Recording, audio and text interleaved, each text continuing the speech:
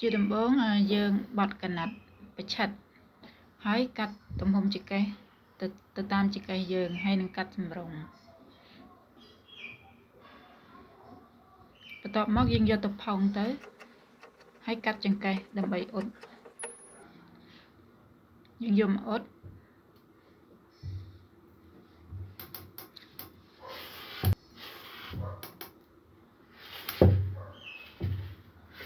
ហើយបន្ទាប់មកយើងកាត់ទុកភ្នែកមួយលេខខាងលើខាងក្រោមដូចគ្នា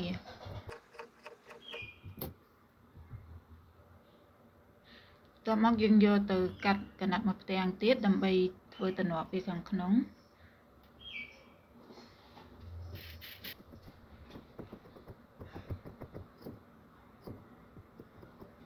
ហើយយើងកាត់ឲ្យវែងជាងប្រទេសក្រៅនឹងបន្តិចបន្ទាប់មកយើងយកទៅដេរភ្ជាប់ជាមួយនឹងតួសំពត់របស់យើងយកតែផ្ទាំងដែលមានការអ៊ុតនឹងទេចង្កេះសំពត់នឹងបញ្ជាក់យើងកាត់ឲ្យត្រូវជាមួយនឹងតួសំពត់ត្រូវចង្កេះរបស់យើងហើយយើងចាប់ចំណុចកណ្ដាលត្រូវគ្នាទៅដាក់ចុងវាស្មើគ្នាទៅហើយយកដេរភ្ជាប់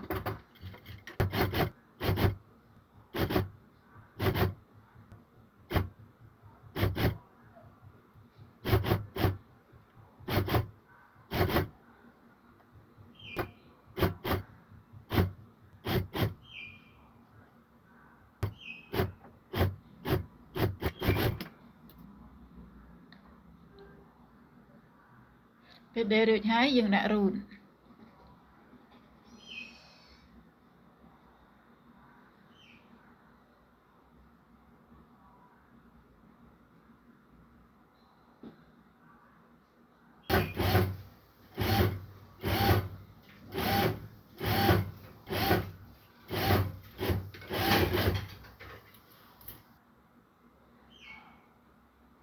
តបមកយើងយកអាប្រទាំងចង្កេះយើងខាងក្នុងហ្នឹងយើងយកមកដេរជាមួយគ្នាមកភ្ជាប់មួយគ្នាមកយើងភ្ជាប់នៅខាងលើហើយត្រឡប់វាមក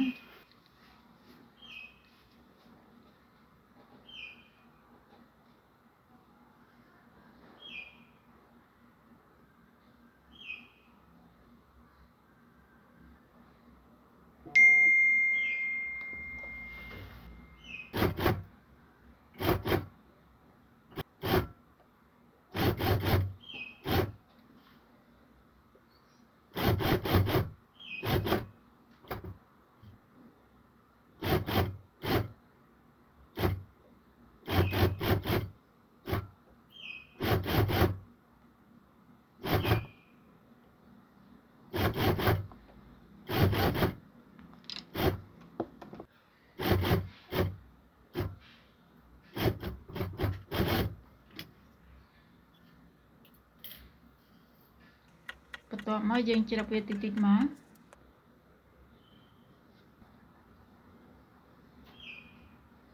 យើងដេរប្រឡាត់វាលែងមុខលែងរូតនឹងហើយយើងប្រឡាត់វាមក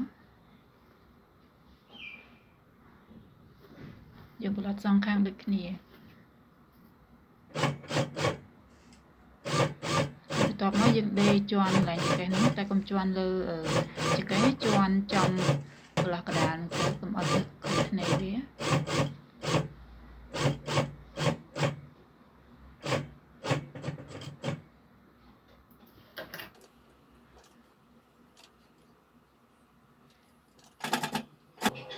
រួចរាល់ហើយបន្ទាប់មកយើងដេរជើងក្រោមបាត់វាក្រាស់លេខ2ត្រឡប់មក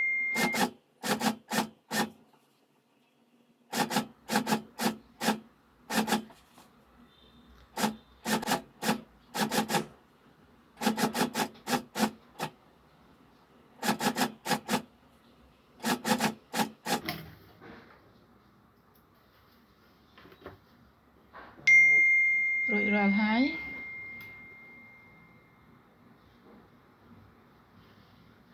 ចង្កេះសំពត់របស់យើង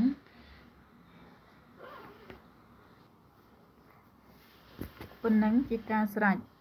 ងាយ